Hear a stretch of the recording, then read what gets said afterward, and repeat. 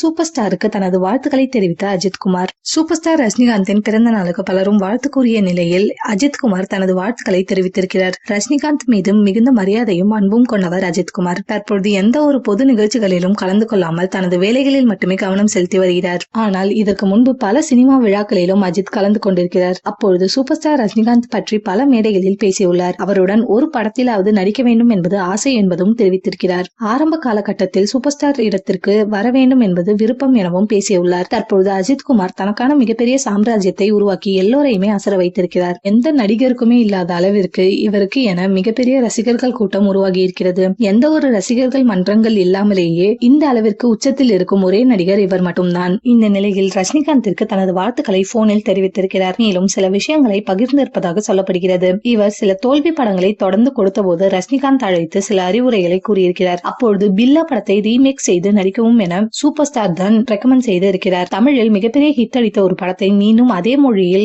Remake செய்து வெற்றியடை வைப்பது என்பது சுலபமில்லை. ஆனால் அந்த படத்தை விட மிக சிறப்பாக கொடுத்து எல்லோரையுமே அசர வைத்திருந்தார் அஜித். பில்லா திரைப்படம் அஜித்குமார் திரைப்படத்தில் மிக முக்கிய பங்கு வகிக்கிறது. இந்த படத்திற்கு தனது வாழ்த்துக்களையும் ரஜினிகாந்த் தெரிவித்திருந்தார். அதே போல அஜித்தின் அசல் திரைப்படத்திற்கும் பூஜை விழாவில் கலந்து கொண்டிருந்தார் சூப்பர் ஸ்டார் ரஜினிகாந்த். தற்போதும் ரஜினிகாந்துடன் நல்ல நட்பில் அஜித் இருந்து வருகிறார்.